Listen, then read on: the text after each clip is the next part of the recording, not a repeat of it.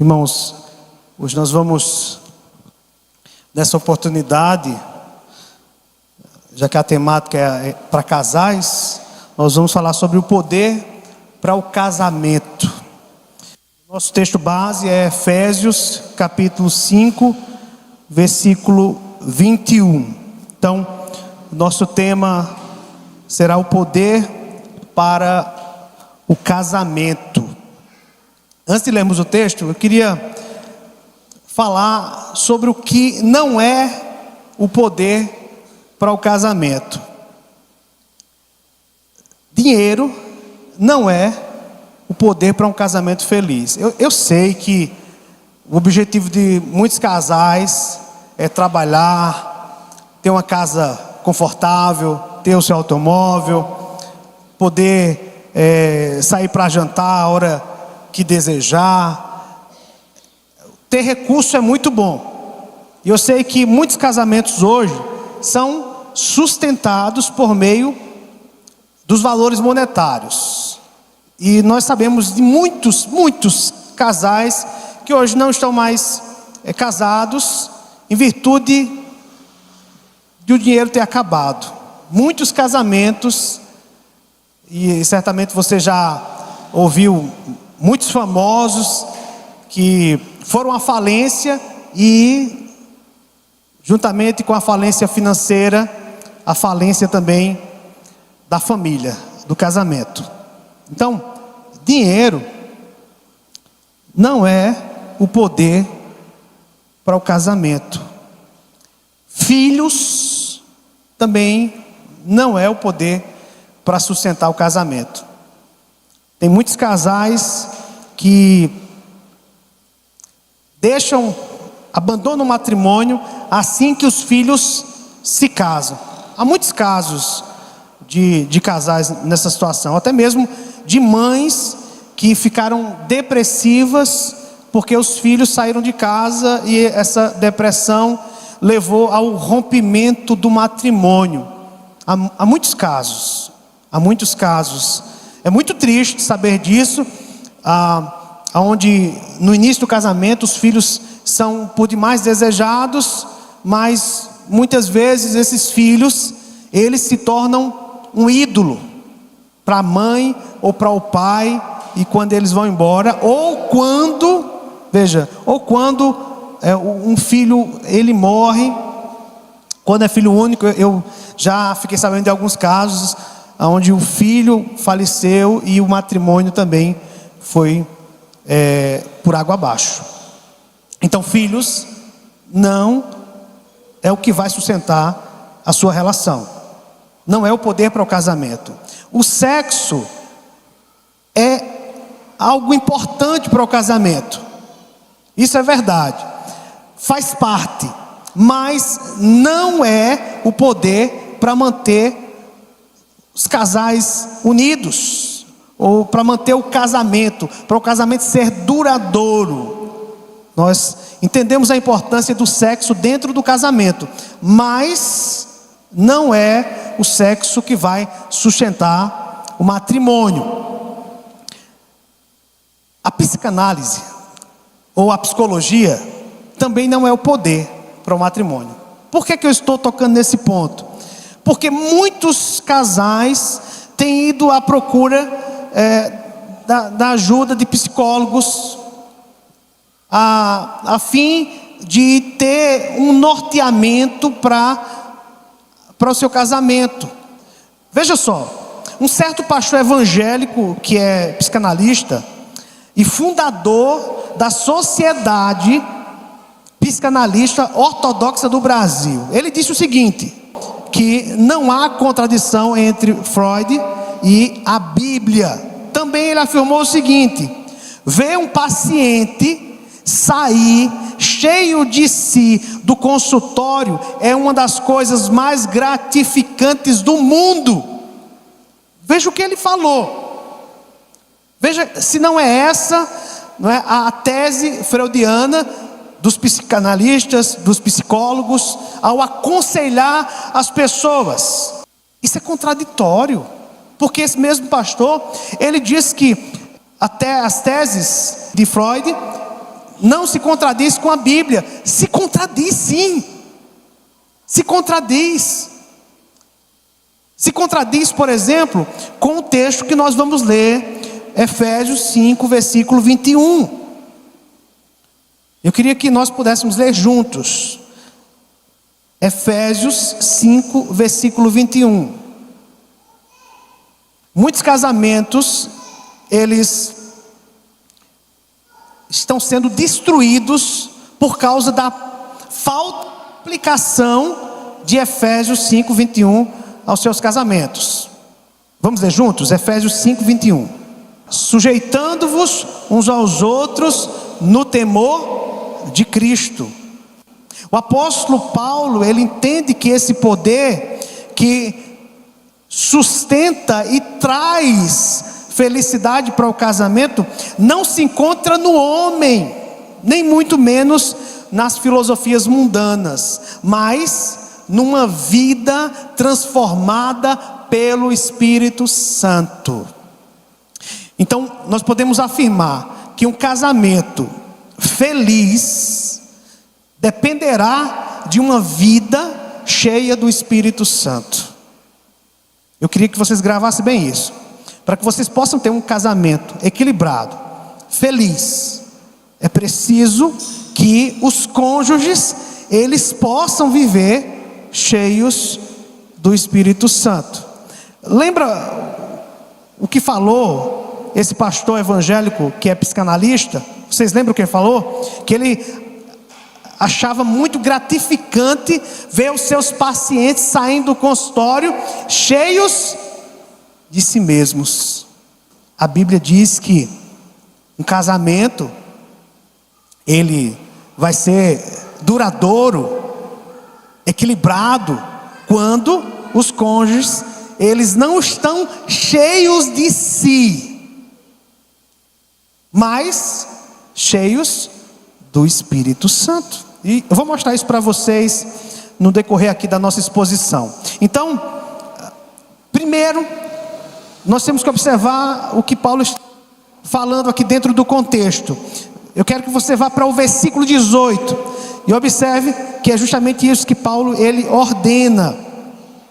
Ele fala sobre o estar cheio do Espírito. Ele diz: e não vos embriagueis com vinho, no qual há dissolução, mas enchei-vos do Espírito. Essa é uma ordem que norteará os relacionamentos entre cônjuges, entre pais, entre filhos, entre senhores, entre servos. Eu não estou criando aqui uma tese a partir, das minhas próprias imaginações, mas é justamente o que Paulo está tratando aqui nesse contexto. Paulo, ele está falando sobre o estar cheio do Espírito Santo, para que isso possa nortear relacionamento conjugal, o relacionamento entre pais e filhos, e o relacionamento entre senhores e servos, ou patrões e empregados. Então, nos versos, aí a partir do versículo 18, que é o contexto do versículo 21, Paulo, ele descreve diversas características de uma pessoa cheia do Espírito. Se você analisar de maneira geral, a metade do capítulo 4 até a metade do capítulo 5, você vai ver que Paulo, ele vai dizer que uma pessoa que está preenchida pelo Espírito é uma pessoa que coloca em prática a renúncia. A pessoa que está cheia do Espírito, ela procura renunciar ao seu orgulho, porque geralmente é o orgulho que leva a pessoa a não servir com humildade o seu cônjuge, a não tratar bem, por exemplo, o seu pai, o seu filho, os seus empregados, porque ser cheio do Espírito é estar vazio de si mesmo. E isso é contrário ao que os psicanalistas e os psicólogos, eles ensinam. Eu sempre digo, nós não precisamos de psicólogos e psicanalistas. Os nossos filhos não precisam. A não ser que nossos filhos, um cônjuge, tenha algum problema orgânico, mas o que trata a psique do ser humano é o evangelho, porque o psique está ligado com a alma, é a alma, é a Bíblia que trata.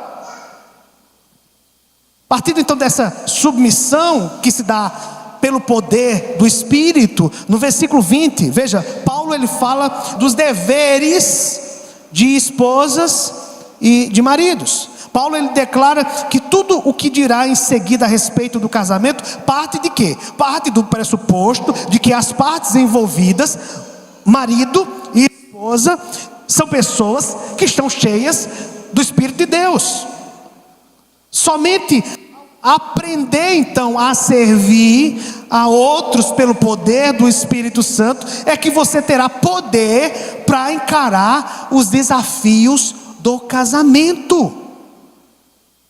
Efésios 5, 22 a 31, olhando aqui de maneira geral para esses versículos, está convocando as mulheres, está convocando os maridos ao amor e ao serviço mútuo. Tanto marido como mulher, eles se entregam um ao outro e fazem sacrifícios um pelo outro, dentro do contexto do casamento.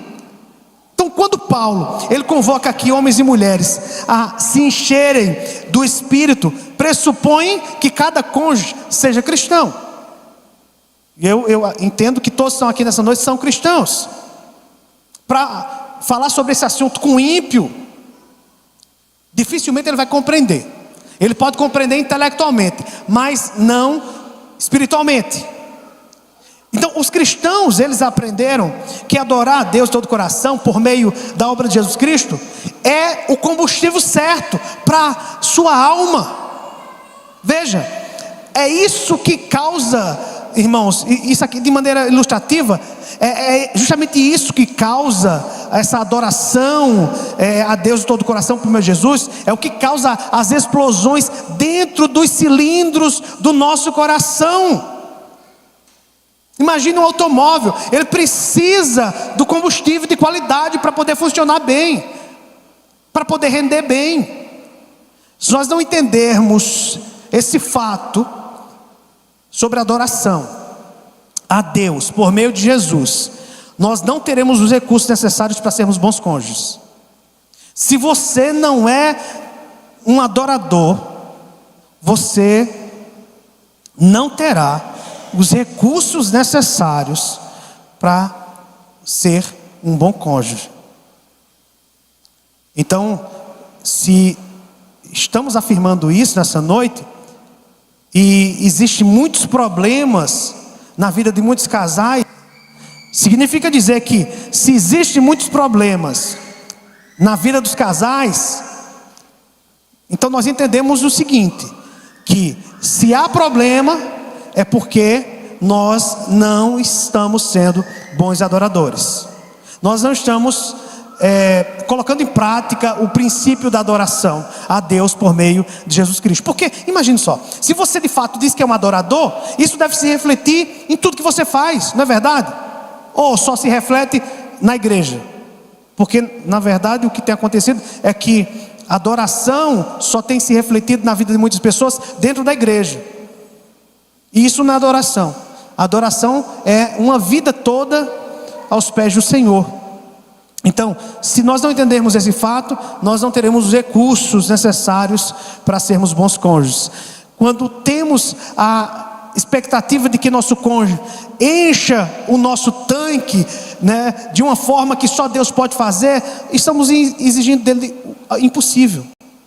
É o que acontece na vida de muitos casais. Você está buscando no seu cônjuge o que você só pode encontrar em Deus, na adoração a Deus. Então o seu tanque vai estar vazio diariamente. Você não vai ter os recursos para caminhar junto com o seu esposo, com sua esposa. Por quê? Porque a sua vida de adoração tem sido um fracasso. Então, nós temos que ter muito cuidado, irmãos, porque muitas vezes nós criamos uma grande expectativa no nosso cônjuge, aonde essa expectativa deveria ser colocada em Cristo, em Jesus, e não na pessoa. Vocês estão compreendendo? Estão entendendo? Irmão, isso é muito sério. E eis o ponto aqui. Se nós estamos buscando no nosso cônjuge aquilo que nós só encontramos em Deus, em Jesus Cristo, é porque existe um problema com a nossa espiritualidade, com a nossa adoração a Deus.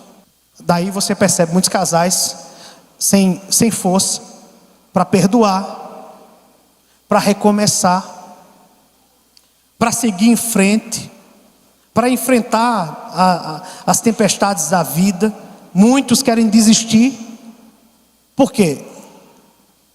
Porque não estão com os olhos em Cristo. Isso é um problema sério, irmãos. Isso é um problema sério.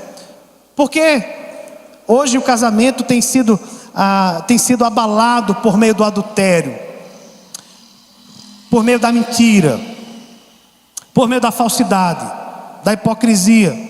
Porque os nossos olhos, os olhos de muitos casais, não estão voltados para Cristo. Não está na vertical, está na horizontal. Então essa pessoa, ela busca na horizontal o que ela só pode encontrar na vertical. Quando você entende o princípio de buscar os recursos que você precisa na vertical em Deus, aí, veja, esses recursos que você adquire, eles vão contribuir para o bem-estar do seu casamento. Segunda coisa que eu quero que vocês observem comigo aqui, versículo 21 na parte A. Paulo, ele diz: sujeitem-se uns aos outros. Lembremos que Paulo, ele antes fala de estar cheio do Espírito, para poder ser sujeito. Se você não estiver cheio do Espírito, você não vai se sujeitar. Se você não estiver cheio do Espírito, você não vai perdoar. Se você não estiver cheio do Espírito, você não vai ser submisso. Se você não estiver cheio do Espírito, você não vai amar com um amor sacrificial. Vocês estão entendendo como é sério isso?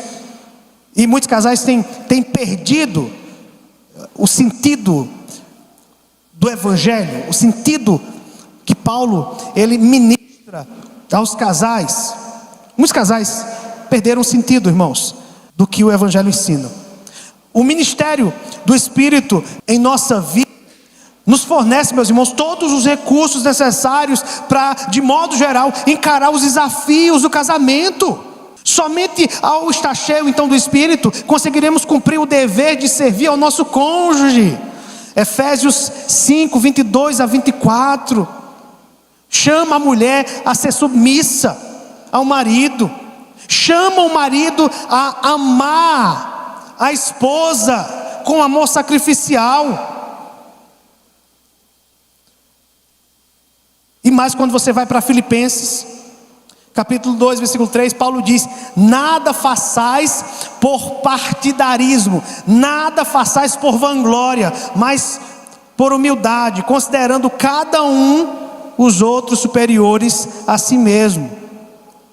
Paulo está falando aqui de serviço, de serviço. Então, quer sejamos marido ou mulher, não devemos viver para nós mesmos, mas para o outro. O princípio do casamento é esse: viver para o outro. Isso, irmãos, tem um nome. Isso se chama sacrifício. Sacrifício. Só conhecendo o Evangelho teremos força para esse sacrifício, para poder se sacrificar em prol do outro. Será que nós temos essa disposição? Será que essa disposição é evidente no nosso coração? Eu quero dizer para você que o grau dessa evidência de sacrifício na nossa vida em prol do outro, o grau vai depender do quanto você conhece o Evangelho, de quanto você vive o Evangelho. Por várias vezes Paulo, ele chega a instruir os cristãos a serem servos uns dos outros. Então o princípio não é só para os crentes na igreja. O princípio também, de acordo com o contexto aqui de Efésios, se aplica ao casamento. Marido e mulher devem servir um ao outro, devem se entregar um ao outro. Meus irmãos, o casamento só pode crescer, só pode se desenvolver quando os dois costumam adotar esse ensino bíblico. Que ensino é esse? Colocar os seus interesses acima dos seus, colocar os seus interesses acima, não é, os interesses do seu cônjuge acima dos seus, e viver de modo a agradar ao cônjuge e não a si mesmo. É difícil, não é isso? É difícil colocar os interesses do outro à frente, porque nós queremos que sejam os nossos interesses. É difícil. Por isso que requer sacrifício, submissão, humildade, desejar agradar o outro e não a si mesmo em primeiro lugar. Veja que princípio importante do casamento. Acredito que esse tipo de mensagem tem que ser ministrado nos casamentos, não é? Quando os noivos vão se apresentar diante do altar para dizerem sim um para o outro, é preciso que essa mensagem seja ministrada também, para que eles entendam que casamento é isso, é um sacrifício diário, é sacrificar a sua vontade em prol da vontade do seu esposo e da sua esposa. Eu pergunto, será que nós estamos dispostos a fazer isso? A colocar o interesse do nosso cônjuge à frente do nosso? Seja sincero, pense um pouquinho nessa noite. Se você não deseja isso, onde é que está o problema? O problema está na maneira como você adora a Deus. O problema está onde? Está na maneira como você entende o Evangelho.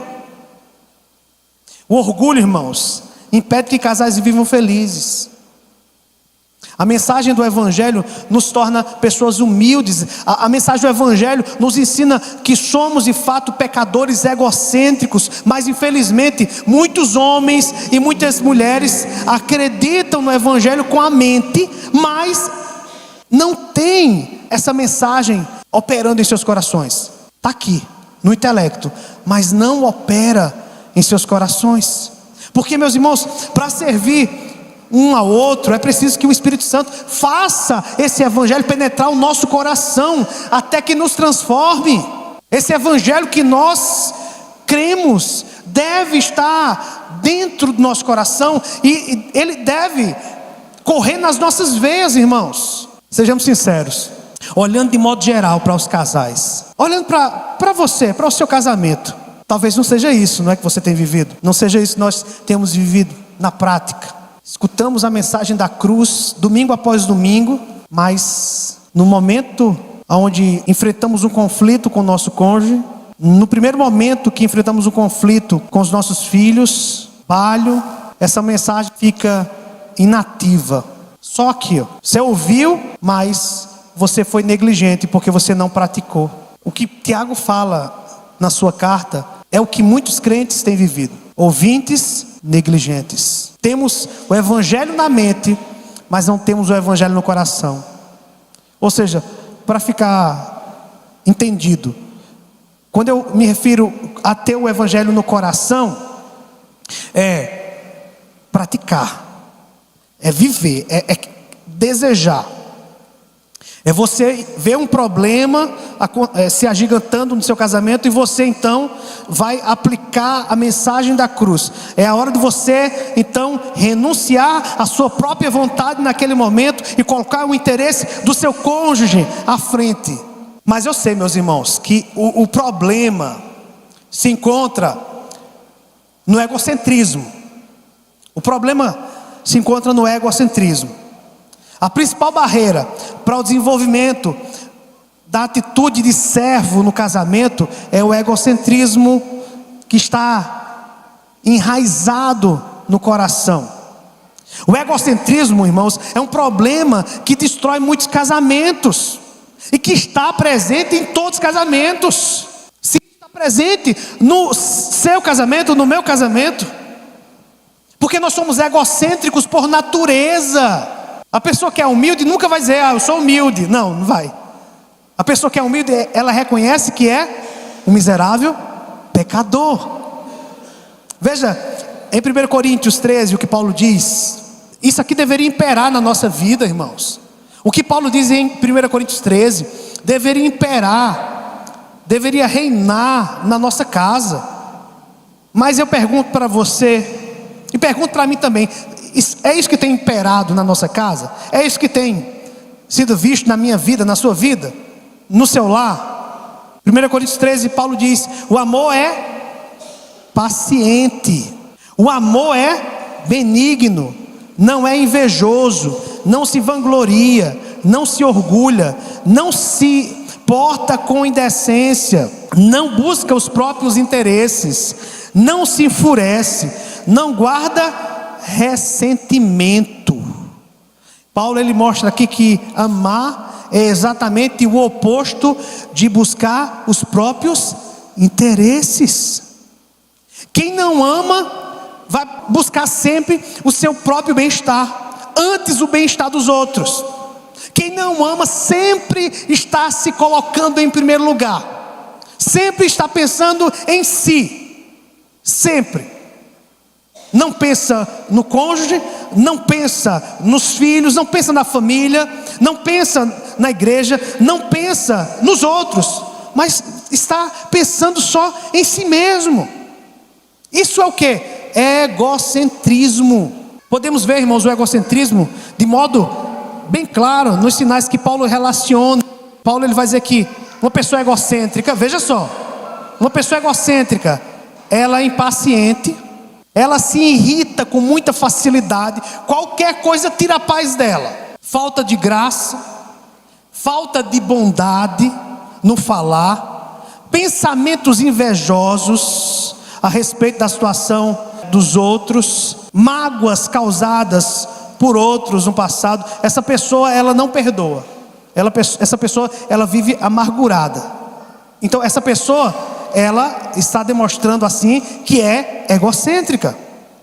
Irmãos, o egocentrismo de cada cônjuge reivindica seus direitos, mas em resposta o outro cônjuge torna-se mais impaciente, ressentido, áspero e frio. É isso que acontece no casamento. Um ou outro está dizendo, é assim que tem que ser, se não for assim eu não aceito. Aí do outro lado a impaciência, ou dos dois lados a impaciência, o ressentimento, a frieza.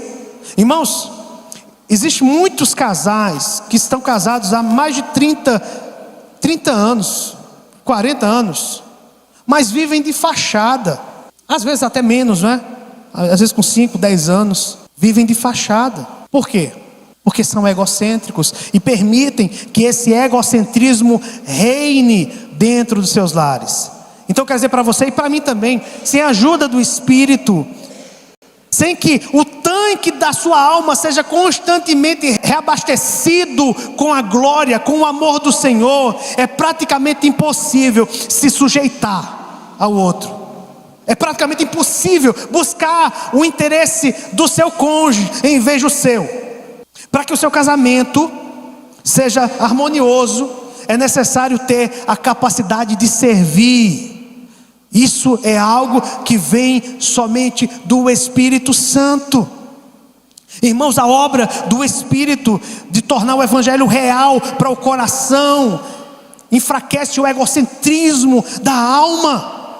Por isso Paulo diz, busquem estar vazios de si mesmos e sejam embriagados do Espírito Santo. Irmãos, é impossível fazer progresso na luta contra o egocentrismo e nos mover em direção a uma atitude de serviço sem algum tipo de ajuda sobrenatural. Nenhum livro de Auguste Cury, nenhum livro que você vai encontrar em muitas livrarias evangélicas de autoajuda sobre 10 maneiras de abençoar o seu casamento, 5 atitudes que podem mudar o seu casamento.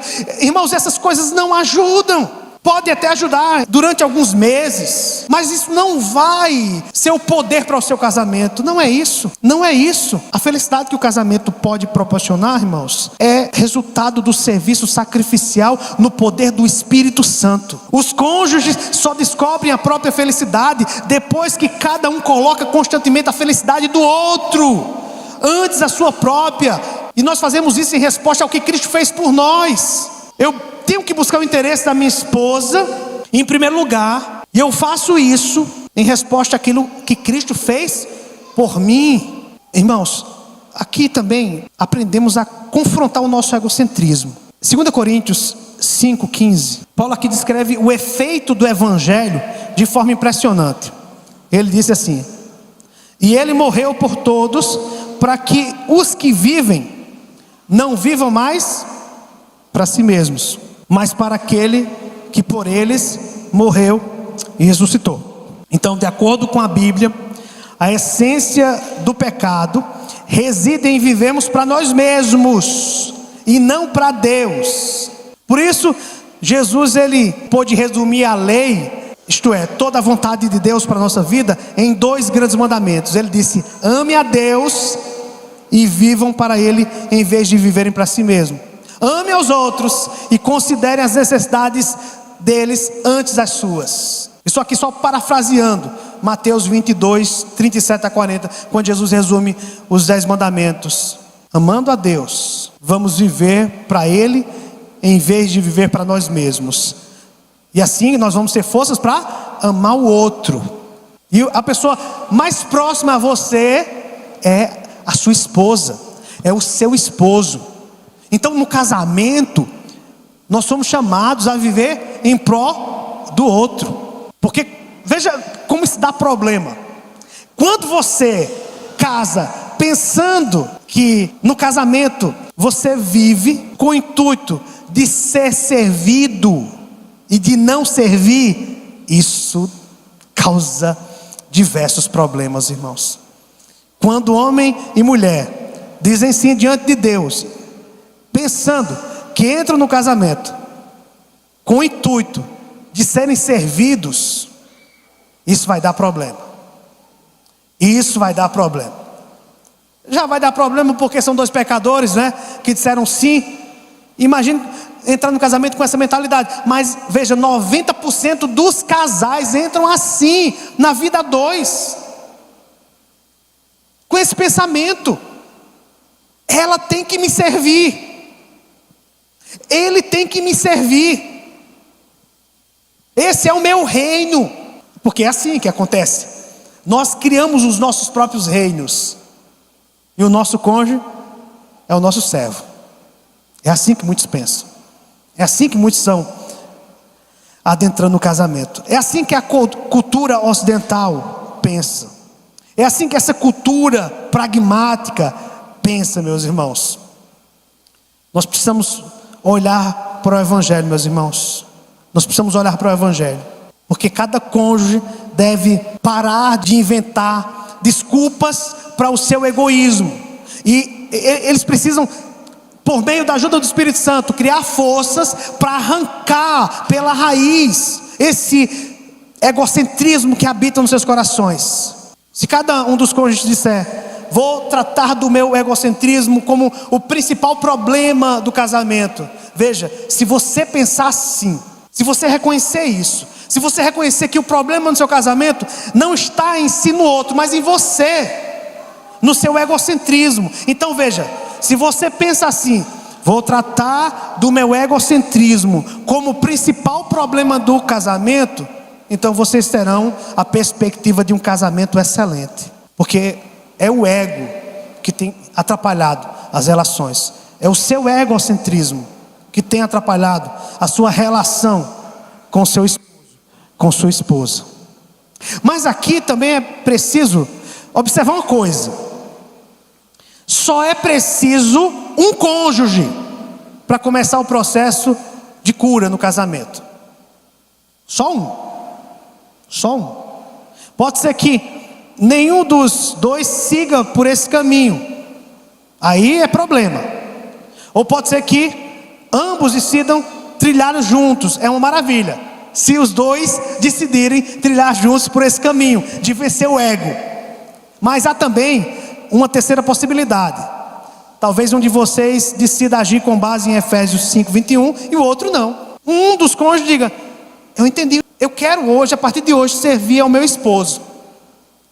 Eu entendi o Evangelho, eu entendi a mensagem. Eu preciso, a partir de hoje, com a ajuda do Espírito, servir a minha esposa. O outro não tem entendido isso. Então, isso pode acontecer, e tem acontecido, infelizmente.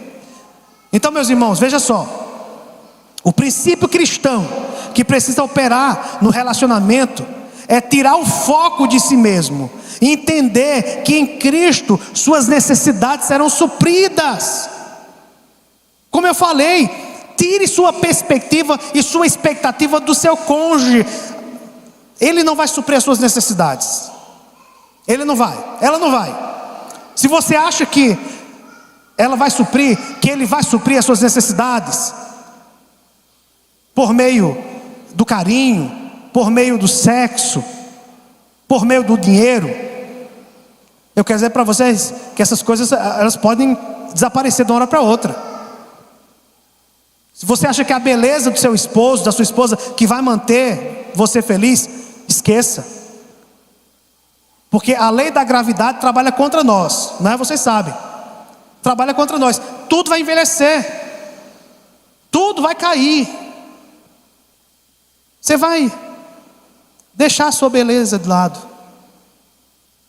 Talvez você não vai ter, com o tempo, você vai entrar na menopausa. Então, vocês não vão ter mais as atividades sexuais que vocês tinham no passado. Isso vai diminuir. É isso que vai manter o casamento. Porque você cobra do outro. É isso que eu quero, é isso que eu desejo. O dinheiro também pode ir embora, de uma hora para outra. Pode ir embora.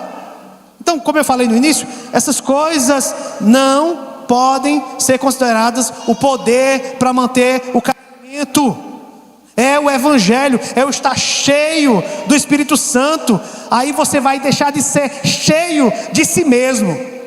Você vai deixar de ser em si mesmado, para estar cheio do Espírito, embriagado com o Espírito, para que você aprenda a servir ao seu cônjuge. É bonito isso, não é, irmãos? É bonito falar sobre isso, né? Mas viver que é o desafio. E como é que nós vamos conseguir viver? Estar cheio do Espírito. Mas Paulo diz também, precisamos do temor de Cristo. Versículo 21 na parte B. Paulo, ele afirma que devemos nos sujeitar uns aos outros no temor de Cristo. Veja, quando nós falamos de temor aqui, nós temos que pensar no Antigo Testamento. Provérbios 28:14 diz: feliz é o homem que sempre teme o Senhor.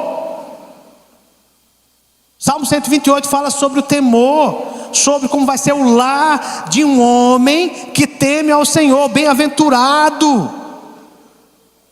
Como vai ser a sua esposa, como serão seus filhos, como será o seu lar. Mas você pergunta: pastor, o que é temer? Temer aqui significa ser dominado por algo. Temer o Senhor é ser tomado de espanto diante da grandeza de Deus, diante da grandeza do Evangelho, diante da grandeza do amor do Senhor revelado na cruz. Significa que por causa da sua santidade, santidade de Deus, por causa do seu amor magnífico, você o considera terrivelmente belo. Veja, o crente que teme a Deus está com seus olhos voltados para a beleza que há em Deus. Quando os nossos olhos estão voltados na vertical, estão voltados para Deus, nós vamos olhar para o nosso cônjuge com outra ótica. O problema é que maridos e mulheres não estão olhando para os seus cônjuges com a ótica do Evangelho. É por isso que qualquer problema que acontece, divórcio. Qualquer problema, separação. Qualquer problema, deixa de falar com o marido, deixa de falar com a esposa. Qualquer problema, sai de casa, vai para a casa da mãe, para a casa do pai. O que é isso? Primeiro, eu quero dizer que isso é meninice. Isso é coisa de pessoas mimadas e criança. Casamento não é para criança, é para pessoas maduras. para pessoas que realmente conhecem a Cristo. É por isso que eu digo, irmãos, muitos casais, muitos noivos estão dizendo sim, mas de maneira imatura, sem conhecer um pouco o que é o casamento, e como o casamento, ele deve estar regado diariamente pelo Evangelho, para que ele prospere, para que ele floresça. Então somente o temor do Senhor Jesus nos liberta, para que você possa servir ao seu esposo, à sua esposa. Meus irmãos, gravem isso que eu vou falar para vocês. Já estou concluindo. Enquanto Deus não ocupar o devido lugar em nossas vidas, estaremos sempre nos queixando do nosso cônjuge.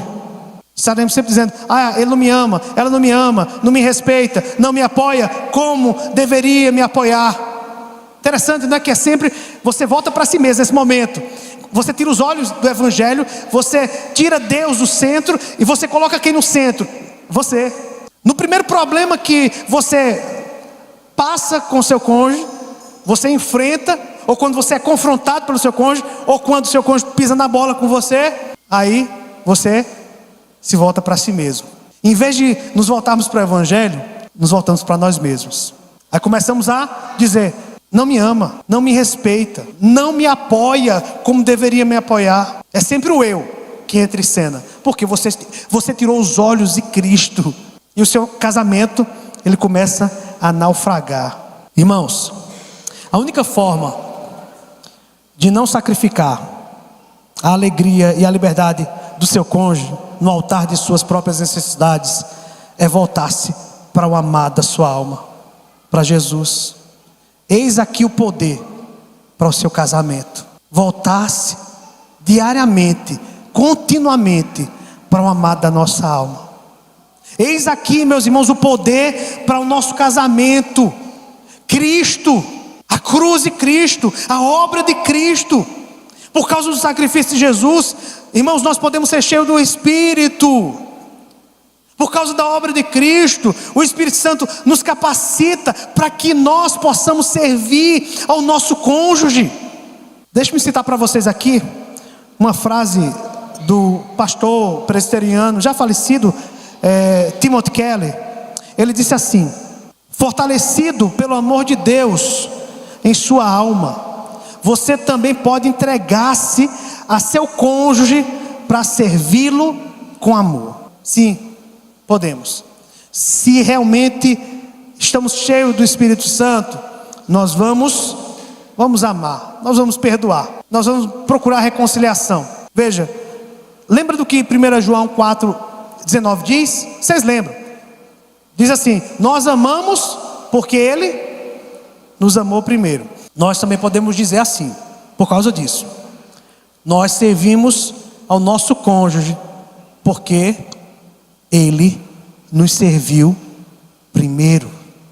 Jesus é o nosso maior exemplo de serviço. Ele veio servir, para que nós aprendêssemos com Ele o exemplo de serviço. É por isso, irmãos, que nós não podemos tirar os nossos olhos da cruz. Cristo é o nosso exemplo de serviço. Cristo é o nosso exemplo de abnegação. Cristo é o nosso exemplo de humildade. Cristo é o nosso exemplo de renúncia. Então, o que é que eu devo fazer diariamente? O que é que eu devo fazer? Qual o segredo para um casamento abençoado? Olhe pela fé para Cristo e você encontrará o poder que o seu casamento necessita para ser fortalecido a cada dia. Olhe para Cristo. Olhe para Cristo. Que o Senhor nos ajude a vivermos essa verdade na nossa vida, nosso casamento. Porque muitos casais precisam saber disso. Suplique nas suas orações a Deus para que você seja o melhor marido possível para sua esposa. Eu sei que muitas vezes você ora, diz assim: Senhor, que a minha esposa seja uma mulher virtuosa. Ore por ela, sim. Ore para que ela seja cada dia uma mulher virtuosa. Muitos maridos oram: Senhor, que elas sejam submissas, que a minha esposa seja submissa a mim, Senhor. Sim, ore. É bíblico isso. Mas ore também para que você possa ser um marido que sua esposa tanto deseja que você seja. Diga: Senhor, me ajude a ser o esposo que minha esposa deseja. Me ajude a amar de maneira sacrificial minha esposa. Me ajude a amar, mesmo nos momentos de irritações, nos momentos de falha dela. Me ajude a amar ela. Tenho certeza de uma coisa: se você ora assim, Deus vai lhe ajudar, Deus vai lhe socorrer. Deus vai socorrer você, marido. Deus vai socorrer você, esposa.